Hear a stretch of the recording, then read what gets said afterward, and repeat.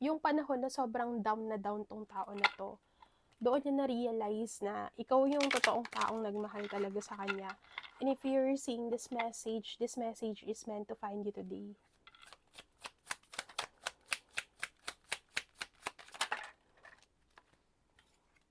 We have the Two of Pentacles in reverse, Queen of Swords. Kahit pinakitaan mo to ng magandang kalooban or inayos mo yung treatment sa kanya, still hindi kanya pinili dati. And very inconsiderate tong tao na to kasi nandito ka palagi para pagtiyagaan siya, para intindihin at ibigay sa kanya yung kailangan niya. Pero hindi niya nakikita yung worth mo nung nandyan ka pa.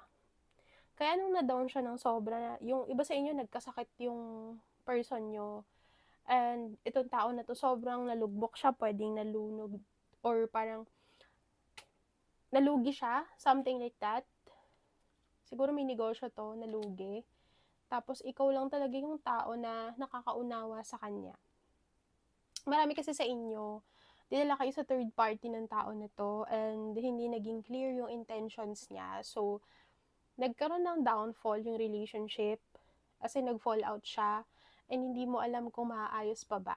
Pero sinasabi ng cards mo dito na with the Queen of Swords, ikaw yung binigyan ni universe ng kakayahan na baguhin tong tao na to and you really are destined to meet this person para ma-realize niya na meron talaga siyang pagkakamali or pagkukulang. And actually, transformative yung connection yung dalawa.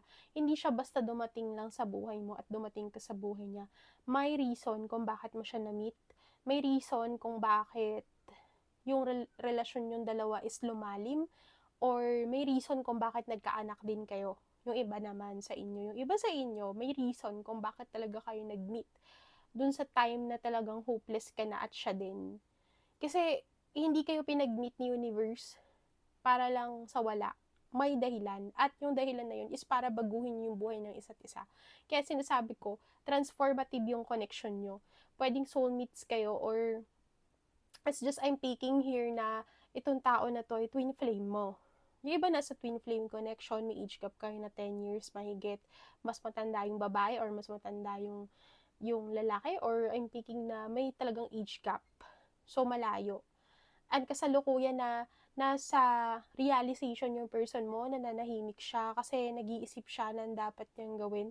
Kung paano ba siya gagawa ng move para kausapin ka dahil ayaw niya mag-end up yung connection niyo for nothing. So, gusto niya may maging magandang resulta to at umaasa siya na balang araw ikaw yung tao na matatakbuhan niya kapag handa na ulit siyang magmahal.